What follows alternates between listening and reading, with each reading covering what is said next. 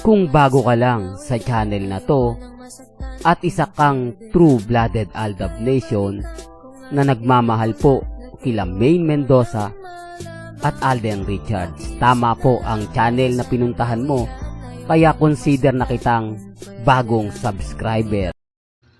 Welcome back mga ka-Aldab. Ito na naman po ang inyong lingkod, si Mr. Destiny, at magbibigay tayo ng pinakamainit na update po ngayon sa social media.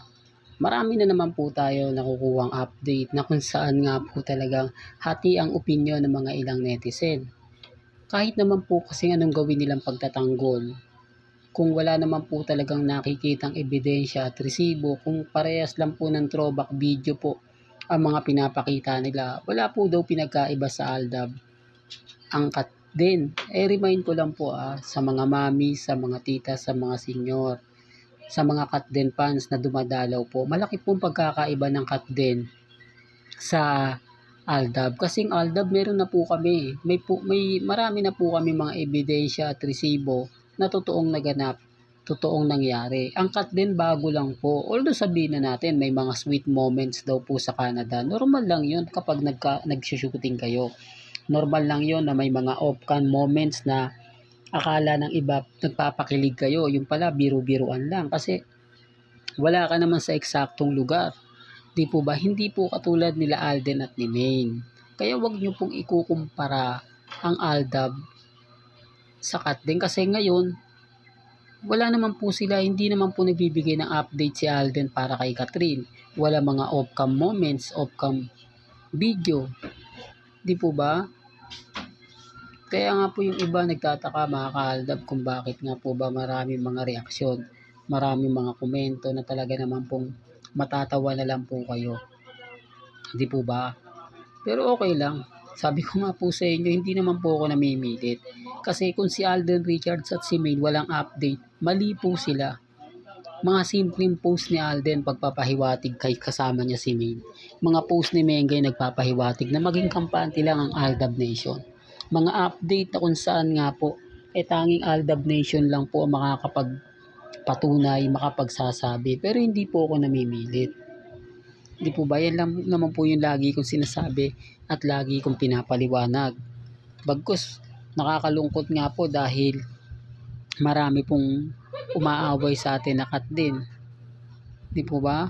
Pinipilit kasi nila na ganito, ganyan. Yung talagang mararamdaman mo yung pagkainis, mararamdaman mo yung galit, mararamdaman mo yung aura ng Katden na talagang gigil na gigil po sa akin. Di po ba? Hindi ko alam mga ka-Aldab, basta sa akin lang po. Kampante lang po ako kasi yun naman po talaga yung totoo eh. Kaya ako lang naman po pinapakita yung mga video ni Christopher Min para maliwanag. At yung mga off-cam moments po ni Alden, mga pelikula at gagawin po ni Alden, wala pa pong update, wala pong ganap, wala pong mga ebidensya at resibo. Kung titignan nyo at susuriin po yung mga ganap ni Alden, simple lang po, di po ba? Siya lang po talaga mag-isa na pumapabor nga po talaga sa Aldab Nation.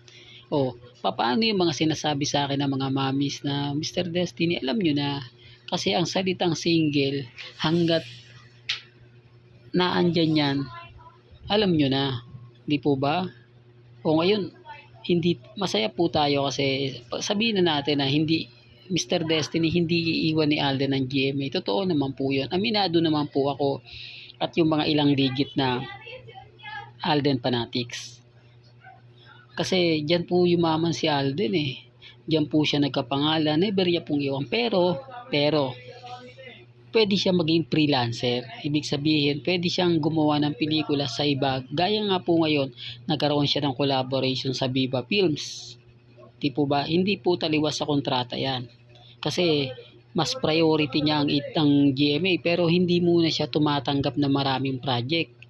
Hindi siya tumanggap dahil tapos na nga po yung kontrata niya bilang GMA Sparkle Artist Center. Magiging part na lang po siya ng mga GMA, yung tipong pagkailangan pupunta. Pero hindi siya kukuha ng kontrata sa iba. Yun po yung pinupunto ko. Sana po naiintindihan ninyo na hindi po siya kukuha ng kontrata sa TV5. Maaaring mapunta po siya sa Eat Bulaga bilang tape artist. Di po ba? Parang kay Mengay lang. Wala pong pinagkaiba sa dati. Di po ba? Pasensya na po kayo kung malakas po yung background po natin na naririnig nyo kasi in-adjust na po natin eh. Pansin nyo dati po mahina yung boses natin. Di ba marami nagre-reklamo, Mr. Destiny, ang hina ng boses mo. Pero ngayon pati yung background rinig na rinig, no? Kaya pasensya po kayo kasi marami pong chikiting si Mr. Destiny. Talagang pasaway. Di po ba? Pero masaya naman po pag maraming pamilya. Kumbaga masarap. Lalo na po pag sama-sama kayo tapos kumbaga walang sakit, di po ba? Yun naman po talaga yung maganda sa pamilya. Well, balik natin yung topic natin. Hindi po imposible lahat ng sinasabi ko. Hindi po imposible lahat ng mga pinapaliwanag ko dahil totoong magaganap to at totoong mangyayari.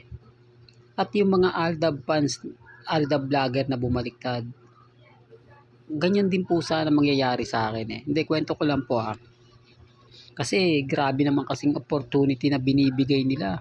Effort, biruin mo, kapag ka bumaliktad ka lang daw, kapag ka ito yung i-update mo, bibigyan ka nila ng tip, ito i-update mo, magte-trending ka, kami bahala sa'yo, babayaran ka namin, magkakaroon ka ng konting benepisyo, di po ba, tatanggapin mo na. Kasi kaya nga ikaw nag-vlogger para kumita eh. Kaya ka nga naging content creator para, kumbaga, makapagtustos ka sa pangangailangan na, kumbaga, oo, aminado naman po tayo. Pero hindi. Kasi ang sa akin dito, prinsipyo na po ito, ma'am eh.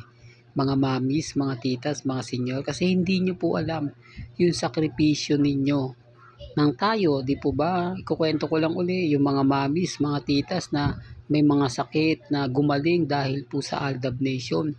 Yung mga nade-depress, pero nang dahil sa Aldab, lumakas sila, nagkaroon sila ng buhay. Yung tipong talagang gusto mong makita sila Mengay at si Alden, ramdam ko yan eh. Kumbaga yung mga komento po ninyo, yung mga sinasabi nyo na biruin mo pag sumapit ang alas 12, nakapagsaing ka na, nakapagluto ka na, natapos mo na yung labahan mo, wala nang iistorbo sa'yo. Yung araw ng Sabado 11:30 nakapokus ka na sa Eat Bulaga. Yung natulog ka sa Broadway dahil gusto mo nakapila ka, yung nakipagsiksikan ka nung pumunta tayo sa Broadway nang lahat tayo nakakulay dilaw para suportahan sina Alden at si Mengay na lumabas naman po si Mr. Tobiera. Hindi po ba ang sarap sa pakiramdam eh. Ang sarap kasi ramdam ko kayo. Kaya sabi ko nga po sa inyo, wag na po kayong magtampo dahil sa mga content creator ng Aldab na bumaliktad. Normal lang po talaga yon. Di po ba na bumaliktad sila dahil nga po sa viewers din, sa subscriber. Kasi sa totoo lang, di ba sinabi ko na po sa inyo, wala na pong magsasubscribe sa Aldab simula 2020 hanggang 2025. Kasi tapos na nga po raw eh. Pero ang habol ko lang naman dito yung mga 2015 na nakilala ko, nakasama ko, na hindi po pa tayo gumagawa hindi pa tayo masyado nakikilala. Yan po yung mga gusto kong makilala, gusto kong makita, po ba? Kaya sabi ko nga po sa inyo, ako tuloy-tuloy lang yung pagbibigay ko ng update at hindi po tayo susuko. Di po ba? Ramdam ko naman po yung aura natin. Gaya po ngayon, nagsimula na yung shooting ni Alden o kung ano man to. Di po ba? Pagpaparamdam lang po yan na sunod na po talaga yung pelikula nila Mengay at ni Alden. Pero syempre yung pelikula muna ni Heaven at ni Alden. Di po ba? Kaya ang sabi ko sa inyo, kampante lang, relax lang. Huwag po kayong papapekto kasi si Mr. Destiny hindi kayo iiwan. Ano man po yung mangyari ngayon, magsasama-sama pa rin po tayo at magkikita po tayo sa finals. Yan po yung tandaan ninyo. Well, hanggang dito na lang po ang ating latest updates. Kaya kung gusto nyo pa po ng pinaka-latest at sariwang update, abay tumutok lang po kayo dito po sa channel ni Mr. Destiny para updated ka sa mga bago at sa mga latest po na i-upload po natin maya-maya lang. Hanggang sa muli, salamat po sa panonood at pakikinig.